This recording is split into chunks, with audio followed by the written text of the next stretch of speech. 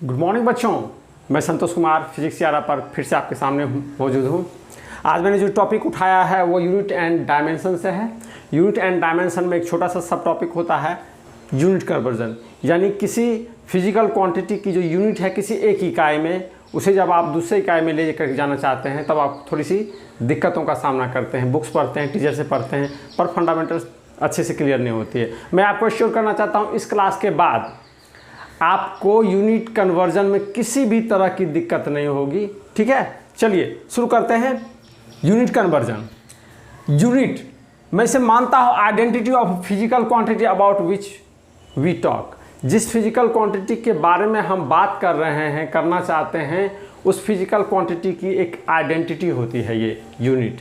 जैसे मास, KG, time, इस तरह की जो यूनिट्स हैं आप फंडामेंटली जानते हैं 7 तरह के यूनिट्स होते हैं। फंडामेंटल में 7 तरह के यूनिट्स होते हैं। इस 7 तरह के यूनिट का यूज करके हम डिराइव्ड यूनिट तैयार करते हैं किसी भी चीज़ का।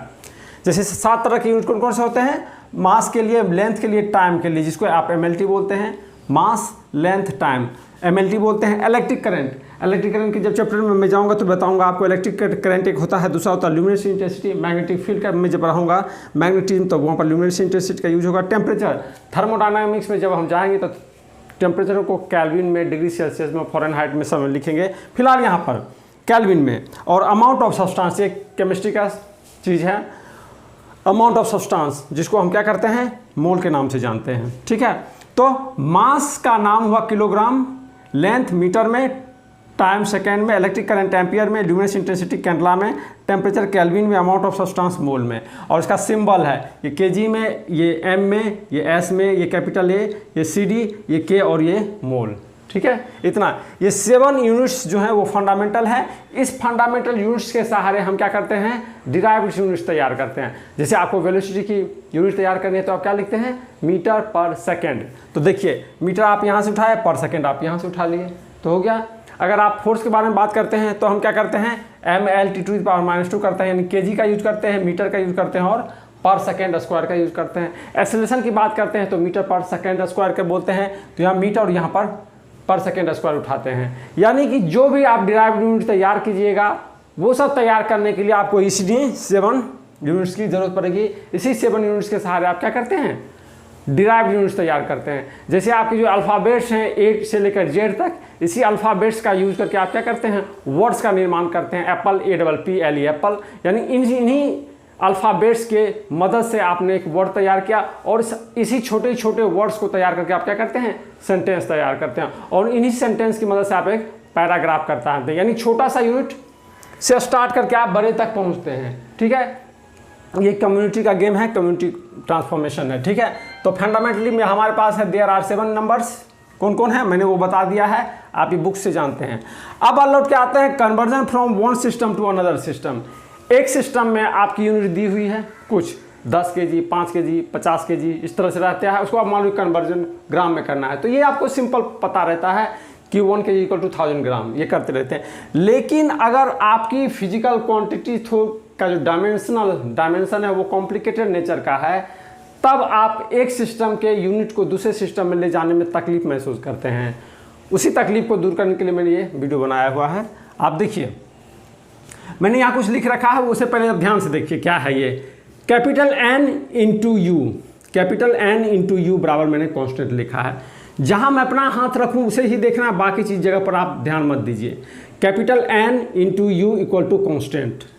यहाँ पर कैपिटल N क्या है, अमाउंट और क्वांटिटी, अमाउंट और क्वांटिटी, और U क्या है, यूनिट ऑफ फिजिकल क्वांटिटी। जिस फिजिकल क्वांटिटी के बारे में हम बात कर रहे हैं उस फिजिकल क्वांटिटी की क्या है, ये यूनिट है। और ये दोनों आपस में मल्टीप्लाइड होकर के कांस्टेंट रखता है। यानी एक सिस्टम में अमाउंट इंटू यूनिट जो है वही बराबर हो जाता है दूसरे सिस्टम में जाकर अमाउंट इंटू यूनिट के बराबर। कहने का ये मतलब है। अमाउंट और क्वांटिटी का मतलब हुआ जैसे हम बोलते हैं 5 KG, 10 KG, 50 litre, 5 second, 10 second and so on. ये सिंपली मैंने बताया एमएलटी के फॉर्म में इतना बोलते हैं। यूनिट में हम क्या बोले, जैसे मैंने कहा सेकेंड, मैंने कहा केजी, मैंने कहा मीटर पर सेकेंड, मैंने कहा मीटर पर सेकेंड स्क्वायर, मैंने कहा डाइन, मैंने कहा न्यूटन, मैंने कहा जूल, मैंने कहा अर्ग। ये सारे क्या हो गए, यूनिट हो गए। ठीक है, तो ये हो गया अमाउंट और quantity into unit of physical quantity, n into you equal to constant. बस आपको इतना याद रखना है, N U equal to constant, N U equal to constant. इसका दूसरा मतलब ये हुआ, इसका ये दूसरा मतलब है, इलेबोरेटेड मीनिंग्स ये हैं कि n into you in one system, जिस किसी एक सिस्टम में आप बात कर रहे हैं, n into you system in one system equals है n into you in another system. एक सिस्टम में जो इन दोनों का गुणनफल है, जो इनका प्रोडक्ट है, उतना ही गुणनफल और प्रोडक्ट दूसरे सिस्टम में भी है। इसका ये सिंपल सा मतलब हुआ, ये इसका क्या हुआ, सिंपल सा मतलब हुआ। चलिए इस सिंपल से मतलब को कुछ एग्जाम्पल्स के थ्रू क्लियर करते हैं। इस सिंपल से मतलब को कुछ एग्जाम्पल के थ्रू क्या करते हैं, हम क्लियर करते हैं। क्लियर करने के लिए मैं ये सिस्टम पहले क्या करता हूँ, इस साइड में मैं डिलीट कर देता हूँ और ये सिर्फ रहने देता हूँ, ये फॉर्मूला आपके लिए, ये फॉर्मूला मैं आपके लिए रहने देता हूँ और बाकी चीज़ों को मैं क्या कर रहा हूँ, यहाँ पर से डिलीट कर रहा हूँ, बाकी चीज़ों को मैं यहाँ से डिलीट कर रहा हूँ। देखिए अब मैं करने क्या वाला हूँ, मानिए अगर आपको मैं कहूँ 9 न्यूटन पर मीटर स्क्वायर, 9 न्यूटन पर मीटर स्क्वायर, 9 न्यूटन पर मीटर स्क्वायर, ये है एक यंग मॉडुलस। ये क्या है आपका, ये यंग मॉडुलस है का कांस्टेंट है। यंग मॉडुलस एक कांस्टेंट होता है, यंग मॉडुलस एक कांस्टेंट होता है जिसकी वैल्यू है आपकी n मीटर न्यूटन पर मीटर स्क्वायर। 9 न्यूटन पर मीटर स्क्वायर यंग मॉडुलस की वैल्यू है, किसमें, ये आप जानते हैं न्यूटन पर मीटर स्क्वायर है, इसका मतलब ये किस में है, एसआई में है। एसआई या एमकेएस सिस्टम है, MKS system. M stand for क्या, mass, K stand for kg और एस स्टैंड फॉर सेकेंड। तो ये है 9 मीटर पर सेकेंड स्क्वायर। अगर मैं इसे बोलूं कि आप इसे ले जाइए न्यूटन की जगह पर डाइन पर सेंटीमीटर स्क्वायर, डाइन पर सेंटीमीटर में ले जाइए, तो ये यंग मॉडुलस कितना होगा, यंग मॉडुलस कितना होगा। तो माना कि ये x होगा, माना कि ये x होगा। इसमें इस एसआई सिस्टम में 9 था और आपको ये सीजीएस सिस्टम, ये कौन सा सिस्टम है आपको, सीजीएस, ये सिस्टम है सीजीएस का। C stand for centimetre, G stand for gram और एस स्टैंड फॉर सेकेंड। और एमकेएस में क्या था, एसआई में, इसमें एसआई में क्या हो जाता है, मास हो जाता है केजी में, मीटर में हो जाता है लेंथ और केजी में हो जाता है मास और सेकेंड ही रहता है।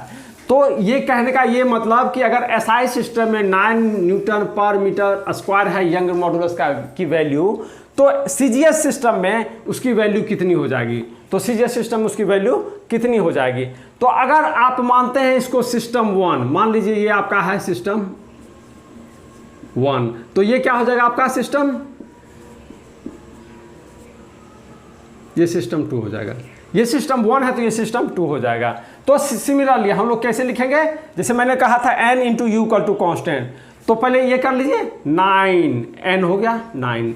एमकेएस या एसआई सिस्टम में, एमकेएस या एसआई सिस्टम में n की जगह पर क्या हो गया 9 और यूनिट जो हो गया वो मानिए क्या है, एमकेएस सिस्टम में है, यानी एसआई सिस्टम में का यूनिट हुआ, ठीक है, एसआई सिस्टम का यूनिट है। इक्वलिटी का आप साइन डालें, ये भी इक्वलिटी का साइन डालें और बराबर जिस सिस्टम में हम जा रहे हैं उसमें हमको वैल्यू नहीं पता है, तो माना ये x है, माना क्या है, ये x है, लेट किए हैं इसको, यही x आपको निकालनी है। जिस सिस्टम में हम जा रहे हैं वहाँ पर कितनी वैल्यू होगी वो हमको नहीं पता है, इसलिए मैंने x माना है और इसके साथ यूनिट लिखेंगे। यूनिट कौन सा यूनिट, इसकी में सीजीएस का यूनिट, कौन सा यूनिट हो जाएगा इसका, सीजीएस का यूनिट हो जाएगा। तो देखिए अगर इसको आप रीअरेंज कीजिए, रीअरेंजिंग में क्या मिलेगा, 9 इंटू यू इन एसआई बटा यूनिट इन किसके, CGS, unit in CGS, unit in SI बटा यूनिट इन सीजीएस मिलेगा, यूनिट इन एसआई बटा यूनिट इन सीजीएस मिलेगा। मैं यहाँ से इसे क्लियर करके आपको आगे की तरफ ले चलता हूँ कि इसके साथ मैं करने वाला क्या हूँ। अब हम यंग मॉडुलस के डायमेंशनल फॉर्म पे लौटते हैं, यंग मॉडुलस के डायमेंशनल फॉर्म पे। सबसे पहले मेरा काम यही होता कि यंग मॉडुलस का क्या डायमेंशन है, MLT या एम्पियर, कैंडला, मोल, केल्विन, इन सब के फॉर्म में इसका डायमेंशन किस तरह का फॉर्मूला है वो देखिए। आप जानते हैं यंग मॉडुलस को अभी आपने लिखा किस में, न्यूटन पर मीटर स्क्वायर में लिखा है। न्यूटन का आप जानते हैं, न्यूटन का क्या होता है dimensional formula, M L T to the power -2, M L T to the power -2, तो हो गया M L T to the power -2। ये हो गया न्यूटन का, बटा पर मीटर स्क्वायर का मतलब क्या है एल स्क्वायर। ये बन के क्या आया सामने में, M L to the power -1 और T to the power -2, T to the power -2, ये बन के आपके सामने आ गया। यानी यंग मॉडुलस का जो आप एमएलटी के फॉर्म में मास लेंथ टाइम, एमएलटी मतलब मास लेंथ टाइम के फॉर्म में आपको ये मिल गया, मास लेंथ टाइम के फॉर्म में आपको ये मिल गया। तो इसका मतलब है x बराबर क्या होगा 9 इंटू, यहाँ ये यूनिट इन SI बटा यूनिट इन CGS, इसका मतलब है m किस में kg में, गुना l टू द पावर -1 किस में मीटर में, गुना t टू द पावर -2 किस में सेकेंड में, बटा लौटिए u इन CGS, फिर से m इंटू किस में ग्राम में, l किस में सेंटीमीटर में, और t किस में सेकेंड में, t किस में आया सेकेंड में। अब देखिए ऊपर वाला टर्म था SI में, इसलिए मास केजी में, लेंथ मीटर में और टाइम सेकेंड में। नीचे वाला यूनिट CGS में था तो क्या हो गया मास ग्राम में, लेंथ सेंटीमीटर में, और टी क्या हो गया सेकेंड में। अब देखिए जो मास वाले टर्म है उसको एक साथ रखिए, जो लेंथ वाले टर्म है उसको एक साथ रखिए, जो समय वाले टर्म है उसको एक साथ रखिए। तो क्या आप इसे इसी तरह से लिखिएगा, एन 9 इंटू एम इन केजी बटा एम इन क्या ग्राम, इसको एक ब्रैकेट दीजिए। अब आइए लेंथ में, लेंथ इन मीटर बटा लेंथ इन सेंटीमीटर, इसको ब्रैकेट दीजिए। लेकिन पावर क्या है, दोनों पर -1 पावर है, तो ये जो होल कितना हो गया -1 इंटू लास्ट बचा हुआ है टी इन सेकेंड बटा टी इन सेकेंड, और इस पर पावर क्या है -2। देखिए ये दोनों तो बराबर ही है, चाहे हम SI में बात करें चाहे CGS में बात करें, समय क्या है सेकेंड में है, तो इसका कोई मतलब नहीं बना। ये दोनों आपस में क्या हो गया कैंसिल आउट हो गया, ये दोनों आपस में कैंसिल आउट हो गया। तो बचा क्या, बचा हमारे पास ये बच गया। ये अगर बच गया तो इसको हम कैसे लिखें, ये जो बचा हुआ पार्ट है उसको आप कैसे लिखिएगा, इसको लिखिएगा x बराबर 9 इंटू क्या, ये बच गया आपका मास इन केजी बटा मास इन ग्राम, ब्रैकेट बंद कीजिए। दूसरा क्या है length in metre and length in centimetre, length in metre and length in centimetre, power -1, power पर -1 हो गया, पावर क्या हो गया जो होल -1 हो गया। अब क्या कीजिए आप इसको, हम किससे किस में जाना चाह रहे हैं, SI से जाना चाह रहे हैं CGS में, SI से CGS में जाना चाह रहे हैं। तो ऊपर हम देखिए मास अगर केजी में है तो ऐसा क्यों ना करें, ऊपर भी मास केजी में नीचे मास ग्राम में, ऊपर लेंथ मीटर में नीचे मास लेंथ सेंटीमीटर में। तो हम क्या करते हैं इसको लिख देते हैं 1 kg, कोई दिक्कत, और 1 ग्राम, ब्रैकेट बंद।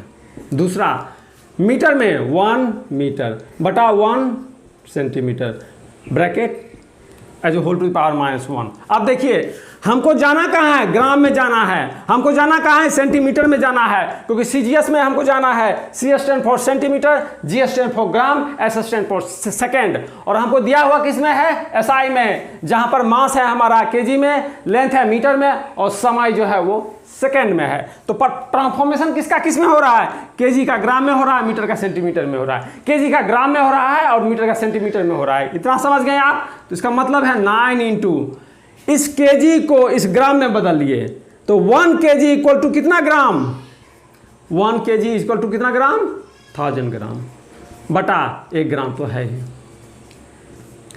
ये आइए यहां पर 1 मीटर बराबर कितना सेंटीमीटर, तो 100 सेंटीमीटर बटा 1 सेंटीमीटर, पावर -1, पावर -1 कितना हो जाएगा 9 इंटू, इस पर तो कोई पावर वगैरह है नहीं, तो ग्राम ग्राम कट गया, तो कितना बचा 10 to the power 3, 10 to the power 3, और यहाँ क्या इतना बचा 10 to the power 2 i to the power -1।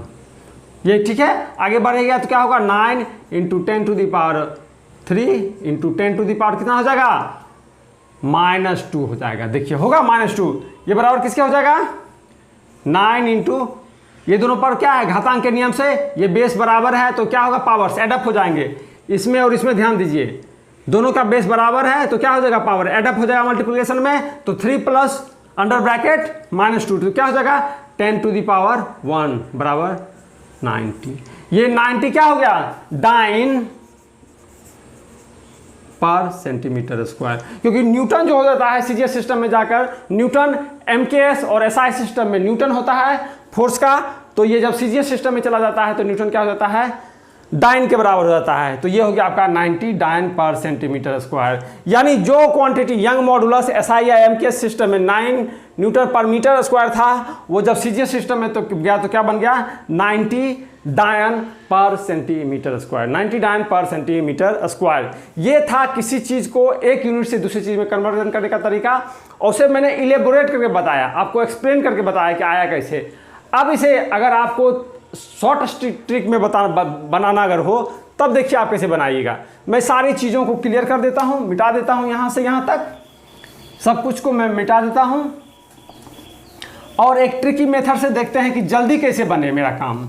हम तो इतना हर बार नहीं करने वाले हैं, हमसे तो ना होगा ना आपसे होगा, और आप इन सब से बचना भी चाहिएगा। एमसीक्यू ऑब्जेक्टिव का ज़माना है, फास्ट फॉरवर्ड वर्ल्ड है, तो आप जल्दी से जल्दी रिजल्ट तक पहुंचना चाहिएगा, क्योंकि आपको एग्जाम में अक्सर कन्वर्जन ना पूछ करके किसी सवाल में कन्वर्जन की ज़रूरत पड़ जाएगी, यानी कि हेल्पिंग हैंड होगी आपके पास ये करने के लिए।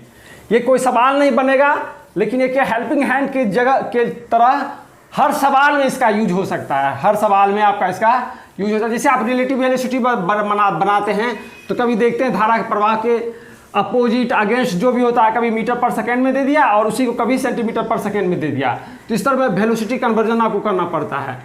तो मैं वो तरीका बता रहा हूँ जिसमें कि जल्दी बने और ये हेल्पिंग हैंड आपको सभी जगह क्या है काम आए, सभी जगह क्या हो काम आए। जैसे देखिए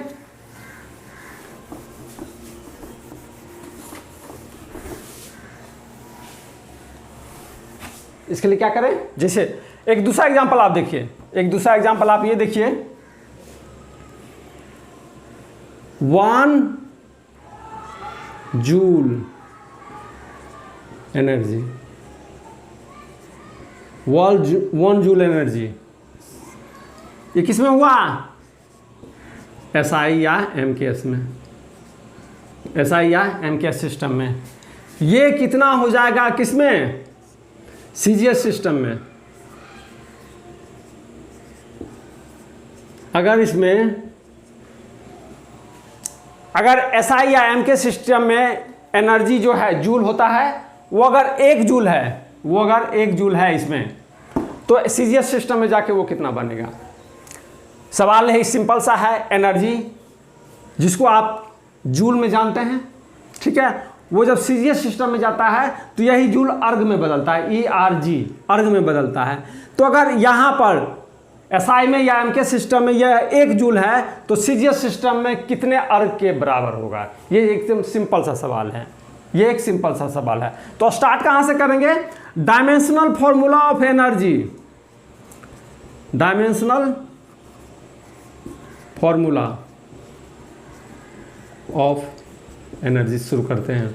डायमेंशनल फॉर्मूला ऑफ एनर्जी से हम क्या कर रहे हैं स्टार्टिंग, ये मेरा स्टार्टिंग पॉइंट होगा, ये क्या होगा स्टार्टिंग पॉइंट होगा। डायमेंशनल फॉर्मूला ऑफ एनर्जी हमारा स्टार्टिंग पॉइंट होगा। चलिए एनर्जी को आप लिखते हैं, कैसे लिखते हैं पहले बताइए। F.dr वर्क डन, या बोल लीजिए आप एनर्जी, वर्क डन या एनर्जी। तो क्या करते हैं F में गुना करते हैं किससे, डिस्टेंस से। फोर्स में गुना करते हैं आप किससे, डिस्टेंस से, यानी आप सिंपल बोल लीजिए फोर्स में मल्टीप्लाई करते हैं आप डिस्टेंस से, तो आपका डायमेंशनल फॉर्मूला निकलेगा एनर्जी का।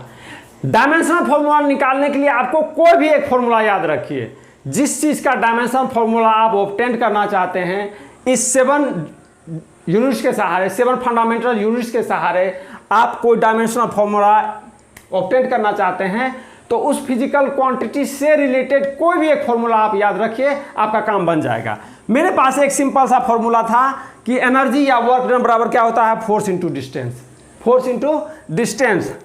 और फोर्स को कैसे लिखते हैं, और आगे तोड़ना चाहिए तो फोर्स को कैसे लिखिएगा, मास इंटू क्या, एक्सेलरेशन, मास इंटू एक्सेलरेशन।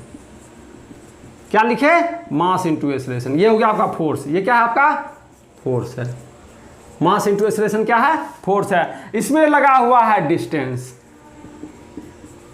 इसमें लगा हुआ है डिस्टेंस। ठीक है, चलिए इतना आप कर लिए। मास डिस्टेंस यानी ये हो गया आपका केजी, तो ये हो गया एल, यानी अगर एम है ये तो ये हो गया एल। लेकिन अभी भी एक्सेलरेशन बचा हुआ है। एक्सेलरेशन को अगर और तोड़ना चाहते हैं, मान लीजिए एक्सेलरेशन का डायमेंशनल फॉर्मूले नहीं याद है, एक्सेलरेशन का डायमेंशनल फॉर्मूला अगर हमको नहीं याद है तो हम उसको फिर से तोड़ देंगे, MLT2 के टर्म में फिर से तोड़ देंगे, जिसमें भी पकड़ा जाए हम कर लेंगे। लेकिन अगर याद हो तो हम फटाक से रख देंगे, अगर याद हो तो हम क्या करेंगे, फटाक से रख देंगे। नहीं याद है तो हम उसको उस एक्सेलरेशन को भी MLT में चले जाएंगे लेकर के। मान लीजिए इस समय हमको नहीं याद है, हमको एकदम में नहीं याद है कि होगा क्या, तो मास टू मास रह गया। और एक्सेलरेशन को कैसे लिखते हैं आप, एक्सेलरेशन को लिखते हैं rate of change of velocity बटा समय, rate of change of velocity बटा समय लिखते हैं। इसका मतलब है सिंपली वेलोसिटी बटा टाइम लिखते हैं आप, वेलोसिटी बटा टाइम एक्सेलरेशन को लिखते हैं। और डिस्टेंस तो लगा हुआ है ये है, डिस्टेंस तो लगा हुआ है ये है। ठीक है, फिर आप जानते हैं वेलोसिटी को आप कैसे लिखते हैं, rate of change of displacement बटा time, rate of change of displacement बटा टाइम लिखते हैं। तो इसका मतलब है अगेन मास यहाँ तो है ये है, गुना का साइन देंगे, और टाइम को नीचे में है तो 1 बटा टाइम कर लीजिए, पहले रख लीजिए। और वेलोसिटी को कैसे लिखिएगा, डिस्टेंस बटा समय लिखिएगा। क्या लिखिएगा, डिस्टेंस बटा फिर से टाइम लिखिएगा। और इसमें क्या लिखिएगा, ये लास्ट में है, इसमें तो लगले है, डिस्टेंस क्या है इसमें जुड़ले है, तो हम होता हमको परेशान होने का जरूरत नहीं है। तो मास गुना 1/t यानी टाइम। अब वेलोसिटी को हम इतना लिखें, ये वाला टर्म कौन सा है, ये वेलोसिटी का टर्म है, और टाइम 1/t है, और डिस्टेंस ये हो गया आपका। ठीक है, तो यहाँ तक अगर आप पहुँच गए हैं तो अब देखिए सब कुछ अब आपको पता है, टाइम टाइम, डिस्टेंस डिस्टेंस और मास। तो आप ये लिखिए क्या हो गया, मास 2 बार डिस्टेंस हुआ, डिस्टेंस डिस्टेंस न्यूमरेटर में, तो क्या हो गया डिस्टेंस का स्क्वायर, ये क्या हो गया डिस्टेंस का स्क्वायर। अब बटा समय 2 बार, तो आपस में गुना होगा, क्या हो गया समय टाइम का स्क्वायर हो गया। तो अब देखिए सबको अगर रख दीजिए, मास के लिए आप क्या लिखते हैं, कैपिटल LM लिखते हैं, डिस्टेंस के लिए क्या लिखते हैं, L लिखते हैं, इसका स्क्वायर। अब बटा टाइम के लिए क्या लिखते हैं, T का स्क्वायर। तो अगर इसको रीअरेंज कीजिए तो क्या हो गया, ML square T to the power -2, ML square T to the power -2, ML square T to the power -2। M stand for mass, L stand for length, और T stand for time. M stand for mass, L stand for length, और T stand for time. तो ये हो गया आपका energy या work done का क्या डायमेंशनल फॉर्मूला, ये हो गया आपका एनर्जी या वर्क डन का एक डायमेंशनल फॉर्मूला। ठीक है, अगर आप यहाँ तक ले आए हैं तब लौट के आइए ऊपर में लौट के आइए और देखिए कि क्या करते रहे हैं। हमको तो डायमेंशनल फॉर्मूला मिल गया, हमको डायमेंशनल फॉर्मूला मिल गया।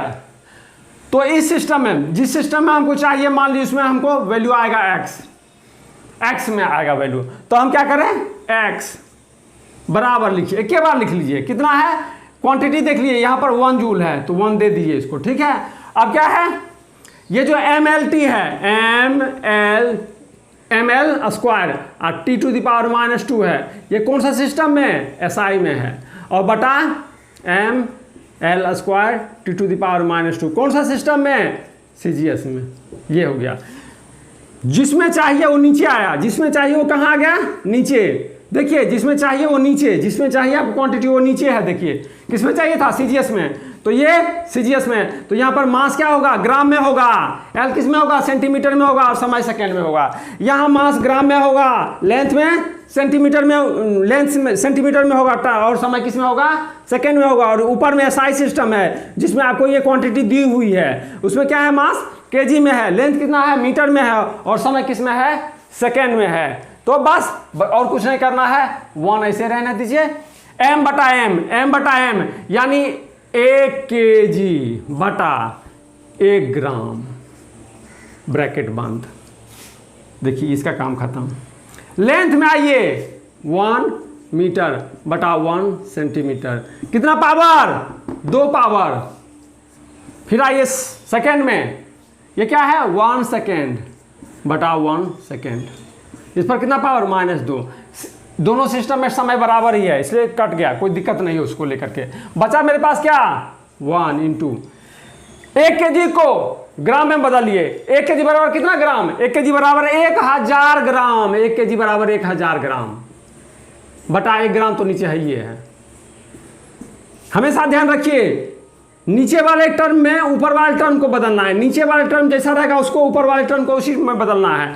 तो ऊपर में था 1 kg या नीचे में 1 ग्राम, तो kg को ग्राम में बदले। यहां पर मीटर को सेंटीमीटर में बदलेंगे, मीटर को सेंटीमीटर में बदलेंगे।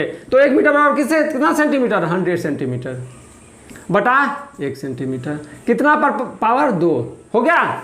ये कितना आया देखिए, ये हुआ आपका 10⁻3। देखिए हुआ, यह पूरा का मतलब है 10 ग्राम से ग्राम कट गया और 1 पर पावर 3 है, 1 पर पावर 3 को 0 तो 10⁻3। और यहाँ कितना हुआ, यह है 10 पर पावर 2 और फिर पर पावर 2, तो ये क्या हो गया 10⁻3 इंटू 10⁻4 बराबर 10⁻7।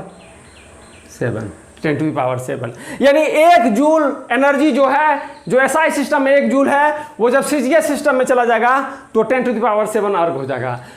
1 जूल एनर्जी जो एसआई सिस्टम में है उसकी वैल्यू जब हम सीजीएस सिस्टम में जाएंगे वहां पर कितनी हो जाएगी 10⁻7 अर्ग हो जाएगी, 10⁻7 अर्ग हो जाएगी। यानी 1 जूल बराबर क्या होता है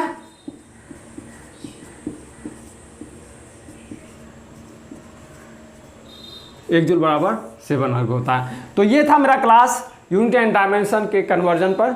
यूनिट एंड डायमेंशन के चैप्टर में एक सब टॉपिक है यूनिट कन्वर्जन, जिसमें आप एक फिजिकल क्वांटिटी को एक यूनिट में एसआई, एमकेएस, एफपीएस वाले सिस्टम से दूसरे सिस्टम में ले जाते हैं। बशर्ते आपको छोटी सी चीज़ पता हो, एमएलटी का जो एक रिलेशन होता है, ग्राम और केजी के बीच में क्या रिलेशन है, मीटर और सेंटीमीटर के बीच में क्या रिलेशन है। एफपीएस में जाते हैं, फुट पाउंड सिस्टम में अगर आप जाइएगा तो फिर आप पाउंड और फुट का रिलेशनशिप मीटर और सेंटीमीटर के साथ आप अगर स्थापित कर पाते हैं तो ये जो तरीका है जो मैंने आपको अभी इलेबोरेट करके बताया है आपके लिए काफ़ी फ्रूटफुल होगा। वीडियो में कुछ भी अच्छा लगे लाइक शेयर सब्सक्राइब कीजिए। चैनल को आपके सपोर्ट की बहुत ज़्यादा ज़रूरत है। Thank you for watching the video.